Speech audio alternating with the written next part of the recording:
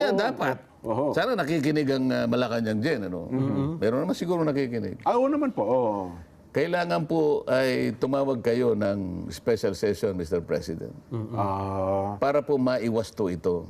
Kasi kailangan po talaga yung hindi po, yun lamang sinasabi nating consulta package diyan eh. Na sinasabi, ng PhilHealth. sa ngayon nata 1,700, hindi po konsulta lang yung 1,700. Paano yung hospitalization? Paano yung laboratory? Paano yung professional fee? Hindi na ba natin isasaalang-alang yun?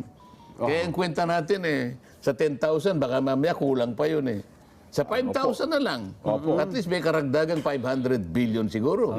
Yun ang idadagdag mo sa 600 million sapagkat yun ang contract liability sa insurance. Hindi mo pwedeng tanggalin yung subsidy na manggagaling sa GAA sapagkat pati yung manggagaling sa tabako at saka sa alcoholic beverages. Ano pagbabatayan? Pati yun mawawala. Yun nga. ay, saglit lang ko. Ano ha? Medyo... Mainit no? Nagpapalpitate ako sa mga... Hindi, tsaka ang tanong pa, paano yung remedyo? Ano? Yung Ang remedyo, sinasabi ko, meron pang remedyo, meron pong natitirang panahon pa. The President should call for a special session para ibalik po yung nawala. Ayun. Hindi may babalik ng line veto yan, ko. Hindi nga i-line veto, paano yung natanggal? Hindi mo naman hindi niya may babalik. Dapat Wala siyang karapatang ibalik yun. Ang Congress lang ang pwedeng magbalik. Dapat mag-BICAM. Kahit yung BICAM na lang kung pwede ho yun. Hindi, i-recommit mo yung BICAM. Pagkatapos, mag-usap uli. I-revise. Kaya nga, kasi hindi naman magkakaroon ng marirecommit ang pagkatapos pagdidibatihan nila nang hindi nakasesyon ng Congress. Kaya ang kailangan mo, magtawag ka ng special session, Mr. President. Kaya pwede yung presidente. Kaya naman. May Kahit isang araw lang. Ibalik ninyo yung ibalik niyo yung PhilHealth. Bagay, may...